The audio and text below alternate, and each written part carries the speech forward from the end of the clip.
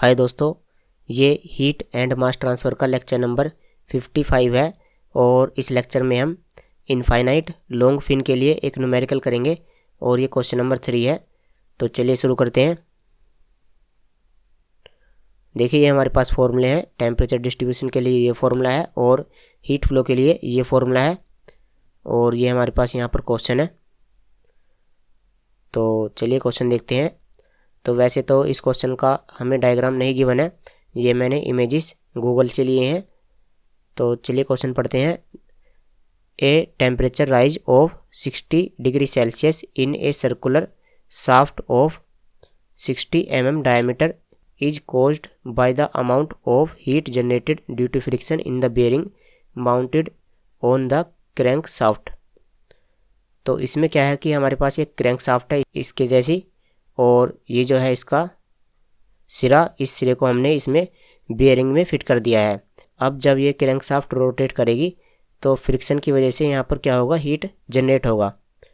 तो heat generate होने की वजह से यहाँ पर जो टेम्परेचर राइज है वो कितना है, 60 डिग्री सेल्सियस। इसका जो टेम्परेचर है वो 60 डिग्री सेल्सियस इंक्रीज कर जाएगा।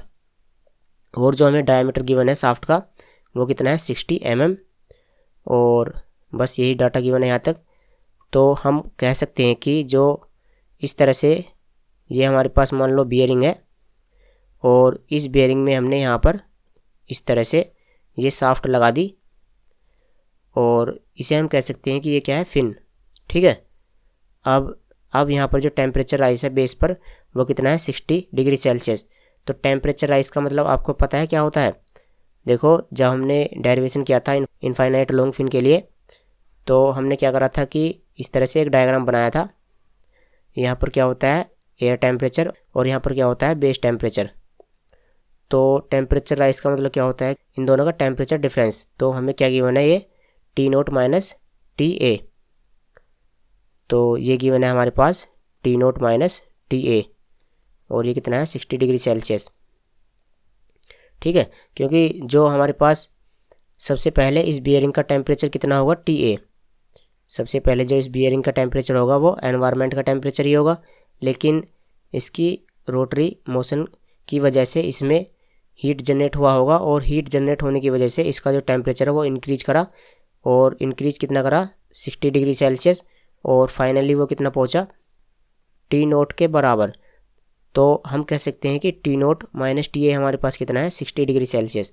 आप इसे सोल्व भी कर सकते हो, जैसे कि मैंने क्या लिखा है, ये TA plus 60 is equal to T0।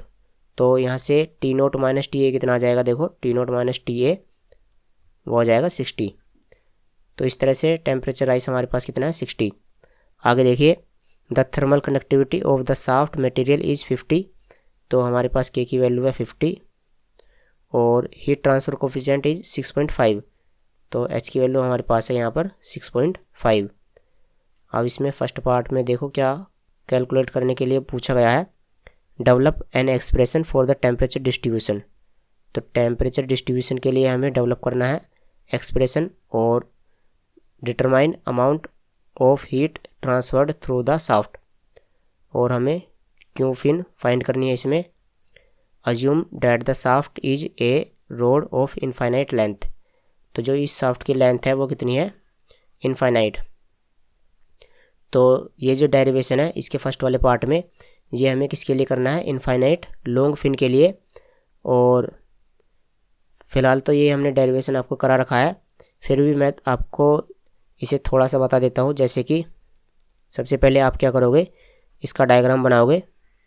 ये हमारे पास क्या है, इनफाइनाइट लॉन्ग फिन, और यहाँ पर टेम्परेचर आपको पता है कितना होता है, T0। यहाँ एयर का टेम्परेचर TA। तो इसकी जो बाउंड्री कंडीशन है उन्हें हम लिख लेते हैं, जैसे कि x इजकल टू 0 पर टेम्परेचर कितना है, यहाँ पर देखो T0, और थीटा कितना है, θ0। और इसी तरह से यहाँ पर इनफाइनाइट लेंथ पर जो टेम्परेचर है वो कितना है, TA। और जो थीटा की वैल्यू है वो क्या है, 0। मैंने आपको पहले से ही करा रखा है तो इसलिए मैं इसे दोबारा से नहीं बताऊँगा।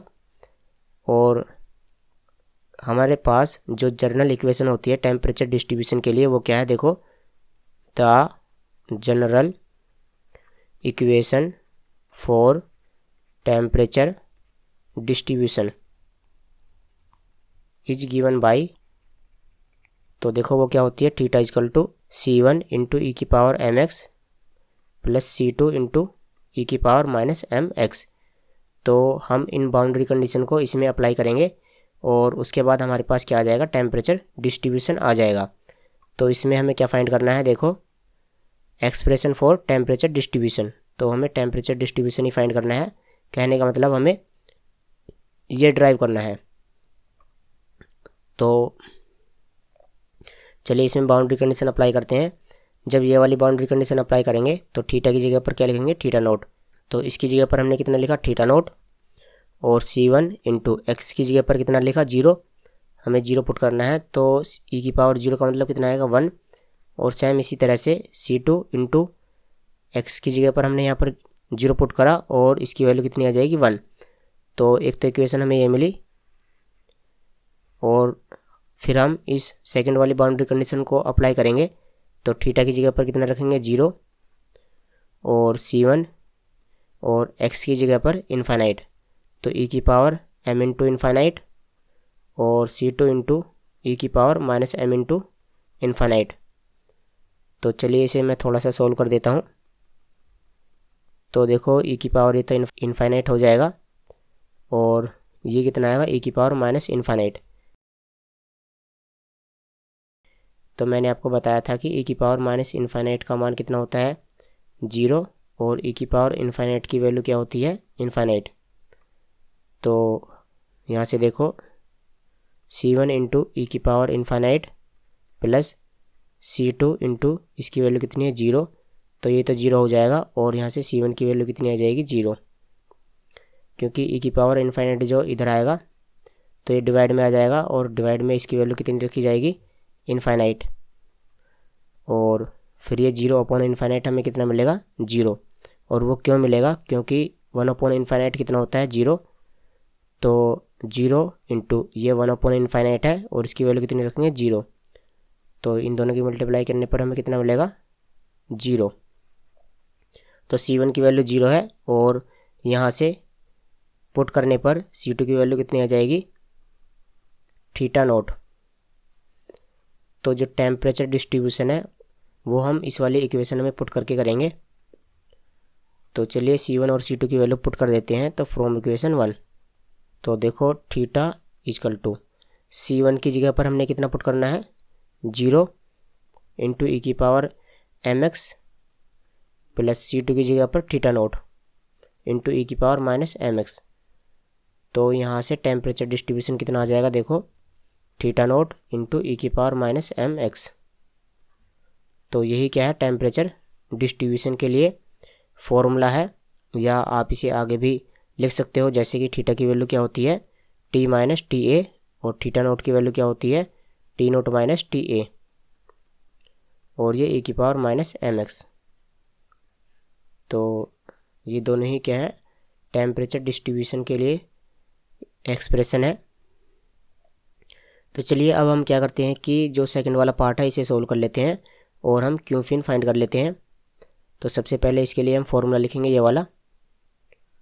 तो क्यू फिन इजकल टू